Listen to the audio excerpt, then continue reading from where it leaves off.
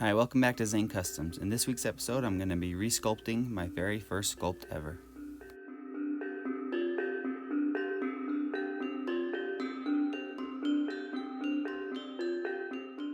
So a few years ago, I got an iPad and I ended up downloading an app called Forger, which is for digital sculpting, and I ended up creating this guy, and this was literally my very first sculpt ever. And you can tell it's not very good. Especially compared to some of the stuff I do nowadays. I've definitely gotten a lot better, but I thought it'd be fun to go back and recreate my very first sculpt ever. And I am actually going to do a series of videos because this guy is actually from a D&D campaign that I started a few years ago, and so I decided to recreate him, and then all the other characters from my D&D campaign I'm going to recreate those guys too, so all my videos for the next couple weeks will be about that. And this was the initial drawing I did years ago when I first started this campaign. Before I even started sculpting, this was my initial design for this character. And unfortunately, I don't have any video of me doing the initial sculpt in Forger because, like I said, this was the very first sculpt that I ever done, and back then I just sculpted for fun. I didn't really think about recording it and putting it on Instagram or YouTube or anything. And one thing you'll notice with the sculpt is, I don't know if it's just because it's an old sculpt and it's from Forger, but it does a lot of weird stuff, and my ZBrush application ends up crashing quite a bit, and I have to go back and forth, and it took me quite a while to get to a point where I could actually work on it comfortably. And then also, like, the symmetry was off, and I had a lot of issues with it, but it ends up working out pretty well in the end. So another cool thing about the sculpt being, the first one I ever did, it really got me into sculpting in general and into the idea of doing a YouTube channel and all these things, and this is really the beginning of all that. And at the time when I first sculpted this, I had a FDM printer, which is a plastic printer, and now I have a much better resin printer, so it does a lot more fine details and stuff, but at the time I just had the plastic one. And even with that, I thought it'd be so cool if I could print these guys out, sculpt up my the D&D characters and print them out for the players. And this guy wasn't actually a character from the player. He's actually an NPC or whatever you call it. He's a god, and in the story for my D&D campaign, the characters have to go through these trials, and there's 12 gods and there's 12 trials, and at the end of each trial they get a statue of that god if they beat the trial. So I thought it'd be cool if we'd be playing and then have them beat the trial, and then I'd actually give them a statue of the god. So that's kind of what started this whole thing, and you'll see later I end up doing sculpts of the characters themselves that the players created, but this character is actually an NPC. And just to speak about the design real quick, again, I started this campaign years ago, and I still haven't really finished it, but I did a drawing of what I wanted this guy to look like. And he's supposed to be like the god of war, and his name is Nemean. And for anybody that knows anything about Greek mythology, Hercules had 12 labors, and I based each god out after one of those labors. So his first labor is the Nemean Lion, which is basically he has to go kill this massive lion. So this guy's name is Nemean, and he's got a lion helm, crown, whatever you want to call it. And there's other reasons that he wears the lion head story-wise in my campaign, but that's kind of the start of it, kind of the first initial idea I had for having a lion crown. And you'll see as I do the rest of the gods of this D&D pantheon, they all have some sort of decorative helm like he does. And when I initially sculpted this guy, I was actually super proud of him because it was my first sculpt, and you could clearly tell it was just a big buff dude with a lion helm, and so I was really proud of it. And looking back on it, the muscles, they're the correct shapes and things, but they look off there. Some of them are too big, and some things like that, and like abs don't really, it's the correct shape, it's a six-pack, but they don't really look like that. And so there was quite a bit of issues, but I was actually thrilled the first time I sculpted this, and I was really happy with the lion helm because it looked like a lion and looked like my initial design, so I was really happy with it. But going back, I I'm happy I decided to resculpt this because I feel like I made it look a lot better, and he's still just a big buff dude with a lion helm, but I ended up giving him legs and everything, so I think it turned out a lot better. And one thing I'm doing here just to make it easier is I cut his arms off, and I tried to bring in some default arms from ZBrush, but it wasn't really working out, so I just went back to the arms I had previously sculpted, remeshed them, and now I'm just slowly fixing them up. And again, like I said, the symmetry was off, so I had to do a lot of weird tweaks to try to get that back on, because this guy, again, is supposed to be like in world in a D&T campaign. It's just a statue that these guys get, so I didn't want him to be posed. I wanted it just to be him just standing there looking forward, just kind of stoic, just like a simple statue, simple pose, all that stuff. So I wanted the symmetry back because I wasn't going to end up reposing him, so I just wanted him to be perfectly symmetrical. And one problem you might not realize, because the time lapse is going so fast, but with the symmetry being off, if I sculpt on one side of the arm, if it's not perfectly aligned, like you can see on his right or left, his left forearm or right, it's all indented weird where his other forearm isn't, and that's just problems like that come when it's not perfectly symmetrical. So that's just a big issue you have to deal with. And here now I'm adding in legs, and I still want him to be shirtless because that was my initial drawing, and I just wanted to be this big buff dude. But I wanted to, I didn't want him to be completely naked, so I'm giving him pants and a little skirt thing. And in my initial drawing, I just had it from torso up, so that's why when I sculpted him, I did the same thing. But now that I'm adding in legs and all that, I'm just kind of designing kind of as I go. I didn't draw this out and have a plan for how it was going to go. I just started sculpting, and I ended up being pretty happy with how it looked. One thing I will say about doing this too is one of my favorite things to sculpt is fabric, but it is one of the hardest things for me, just because it's got, it's fabric, it flows, it's got wrinkles, it's got to fall off his body realistically, so it looks like it's, realistically part of the sculpt. It's not just something you threw on there afterwards. So, and it's tough. But one thing I love about it is when you have, like, at least in my head, these would be different materials. So like his skirt would be a thicker material than his pants. So even though they're like wrinkling, they don't wrinkle nearly as much as you'll see like when I do his calves. I imagine the material going over his calves is a lot thinner, so it wrinkles more.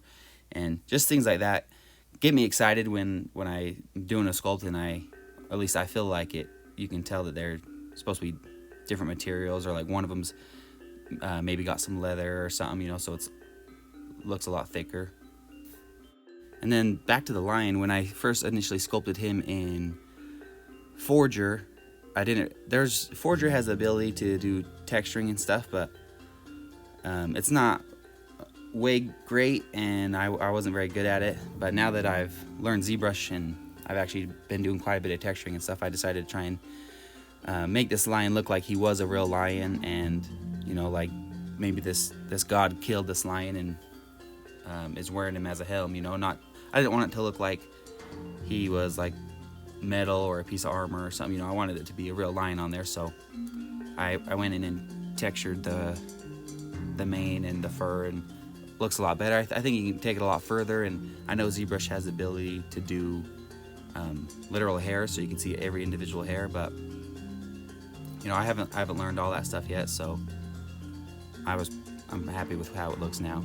And this is what I was talking about with the calves, where I try to give it a lot more wrinkles, and but still keep it tight to the calf to make it look like it's a thinner material that's kind of tight on his calf, whereas his pants or his skirt, kilt, whatever you want to call it, is a thicker material. And this brush I'm using right here isn't even a texture brush, it's just a clay buildup brush, which means basically it's for building up an area. If you have something that's you need more material on, you grab the clay buildup brush and just sculpt it in there and just build up a lot of material, and then you usually go in and smooth it out and do whatever you want with it. But with this one, the clay buildup brush kind of has its own texture, and so when I sculpted over the feet, it kind of gave it a look of like bandages or some sort of fabric wrapped around his feet, and I really liked that look, so I just left it at that.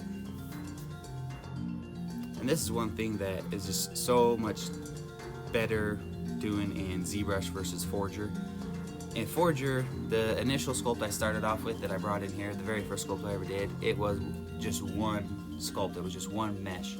And now you can see as I do like his pants or his skirt or whatever, they're all separate meshes, so I can make like his pants invisible, so I could get up in close in detail with his skirt, and it makes it so much easier when you could turn one material or one model off and work on another one and things like that. It makes it so much easier. And now I'm pretty happy with the base mesh, so I'm just going in and starting to texture things. And I'm still not great at texturing, just to be honest with you. I've mentioned this before, but like I like to texture the fabric, so it looks like fabric. It doesn't just like perfectly smooth piece of plastic or something.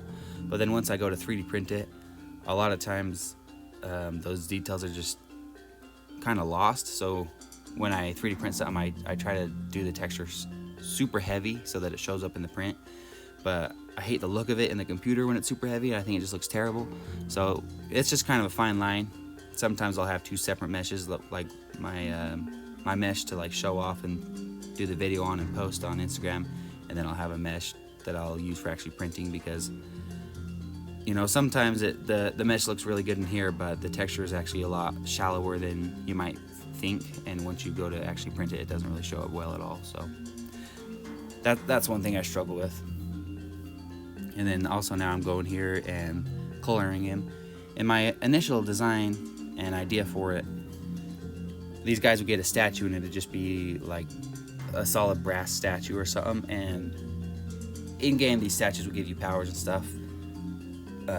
So I was initially just gonna sculpt this dude up and then just color with a brass material and just leave it at that, but then I started coloring in his pants and his skin and all these things. I just was loving the way it looked, so I decided to fully color him in.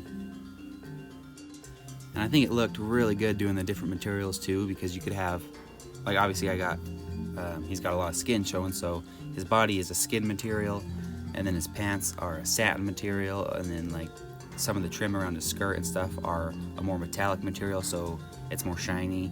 And that's one of the funnest things for me too, now that I'm really starting to get into the coloring process, is mixing and matching the colors and materials to get a more realistic look. And I'm not a hyper realistic sculptor, you can put this next to a real dude and think it's a real dude. Obviously it's got a little bit of an artistic flair to it, but I like trying to make him look a little bit more I lean a little bit more realistic with my art style, and I try to do the same thing with my colors too.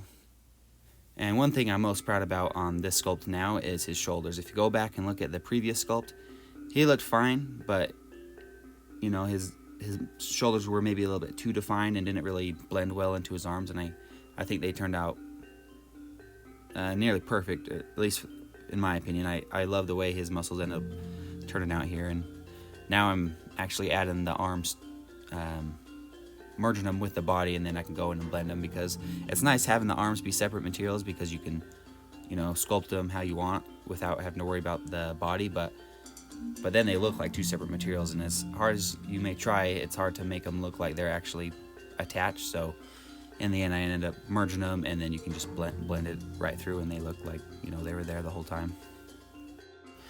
And Sculpting Eyes is, if you look back at the previous sculpt, it was not my forte. I think I'm definitely better at it now, and I think it really brings a sculpt together. It makes it look way better when you have the eyelid and everything, and it's just like, I think it makes it look so much better. So it's definitely something I've worked on over the years.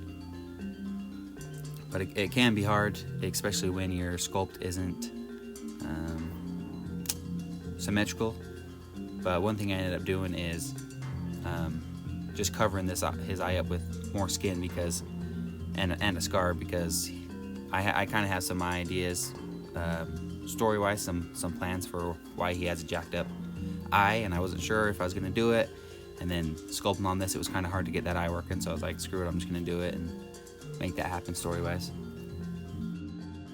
And then here, these are default hands you can actually pull in from ZBrush and use. And I thought about it for a minute, but they didn't really look good, so I pulled in some other hands that I actually already have, and they're just fists. And I've actually used these hands quite a bit. You've seen them in like the Venom, or not the Venom, the Spider-Man sculpt. I use these fists just because it's so much quicker just throwing this fist that has already been sculpted than having to sculpt it every time, and kind of cheating, but it's one of the benefits of digital sculpting.